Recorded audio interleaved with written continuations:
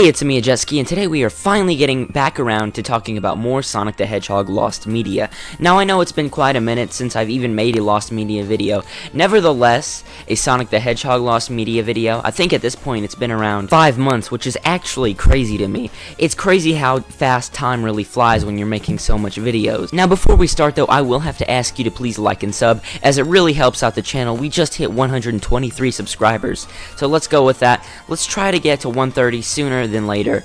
Anyways, let's just hop right into the video. Now, this first piece of Sonic the Hedgehog Lost Media I'm talking about is pretty obscure. It's actually an obscure JetX program that I kind of just came across online. Now, this block in question being called PXG. Now, you might be wondering, what exactly is PXG? Well, PXG was a gaming block on JetX that basically did a bunch of game reviews and other gaming topics. They'd also talk about a lot of console games, PC games, basically any kind of video game out there. Now, PXG is basically lost in its entirety. It's really hard to find anything. In fact, the only two reviews that I could actually find were for the game Crash of the Titans and a B-movie game review. I swear, I know it sounds so goofy, but it's true. That's all I could find. Now, at this point, you might actually be wondering, how is this related to Sonic the Hedgehog in any way, shape, or form? This just seems like another random piece of lost media. Well, not exactly. You see, it's believed sometime in 2006, they might have actually done a review on Sonic 06, which is really interesting. It's also possible that they may have reviewed Sonic and the Secret Rings, as it had come out about the time that the block was still ongoing. Unfortunately, as of now, there seems to be really no leads to the JetX PXG program, unfortunately, which really sucks. Not many people have really come up with anything.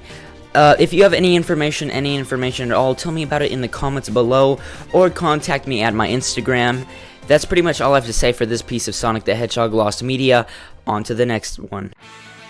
The next piece of Sonic the Hedgehog Lost Media that I will be talking about is also quite infamous. However, the search for it has recently died down a lot. In 1998, Ryan Drummond had done his voice of Sonic in an interview on the Rosie O'Donnell show. Now, the interview was quite short. However, it marks the first ever appearance of Ryan Drummond's Sonic voice in America ever, and it is still lost to this very day. Now, it was mostly brought to light due to the YouTuber known as Rebel Taxi. However, other than that, there really hasn't been much of a search for it. Basically, the only proof of its actual existence is just a couple pictures and nothing more. There's not really much else to say on this one. It's just a really obscure piece of Sonic Lost Media that is actually a really important part of Sonic history. Other than that, though, there's not really much else to say. If you have any information at all, tell me about it in the comments below, or contact me on my Instagram. That's all I have to say for this one. On to the next one. The next piece of Sonic the Hedgehog Lost Media that I will be talking about is one that is really obscure and not really talked about very often. That being the voice actor for Sonic Extreme. Everybody knows what Sonic Extreme is, okay? It's the most unbelievably popular and well-known canceled Sonic game ever, but what most people don't know is that Sonic was actually supposed to have a voice in this game. However, we don't actually know what he was going to sound like at all. All we know is that they had to have had some idea of who they wanted to play Sonic. They just never, I guess, went very far with it or whatever. We have no idea. We've never heard a single voice line from Sonic in the game itself, none of the leaked demos or anything. If you have any information on this one at all, it would be very appreciated. This is something that I've actually been looking into for a very long time, and I still haven't found anything on. Please tell me about it in the comments below if you have any information, or even my Instagram. That would be nice too. That's pretty much all I have to say for this one, though. On to the next one. This next piece of lost media related to Sonic the Hedgehog is a really interesting one because it relates to something I usually don't talk about.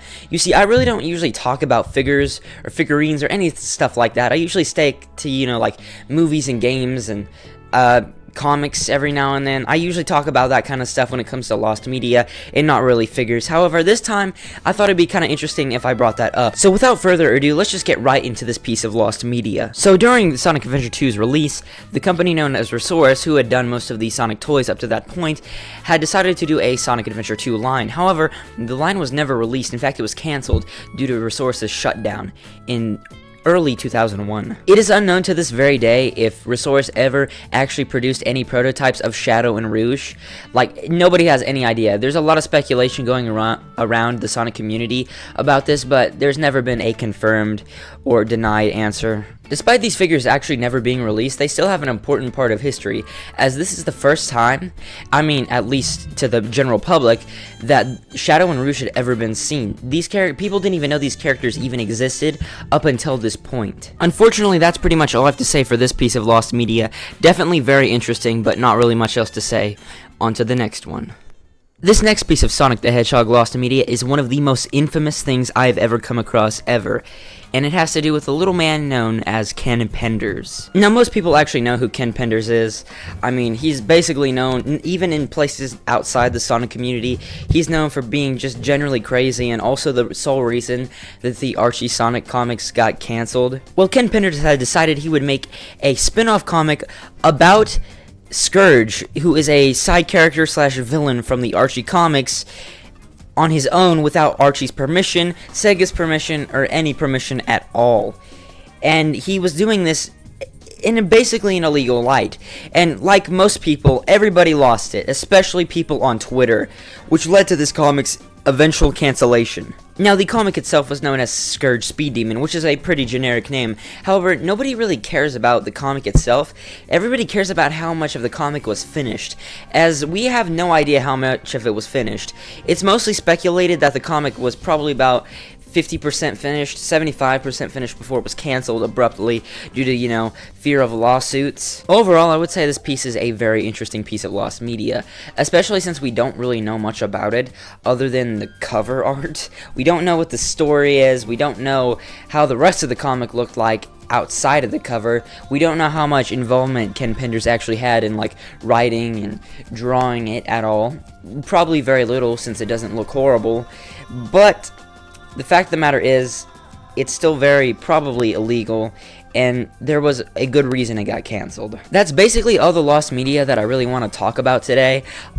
This basically, I guess, really leads me to my conclusion of the video.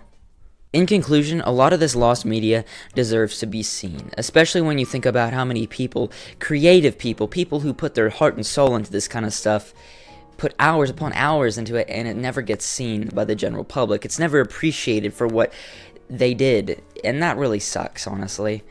I mean, if I were a creative person who put years of my life into something only for it to never really work out, it would suck, honestly.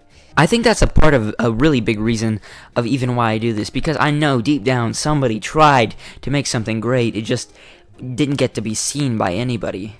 At least most of the time. Sometimes it deserves to be forgotten, but most of the time, especially with some of the stuff that I've talked about today, a lot of it deserves to be seen. Anyways, that's pretty much all I have to say for today. Thank you all for watching. If you could, guys, please like and sub once again. It really helps out the channel. It was Amiya Jetski, and I will see you next time. Bye-bye.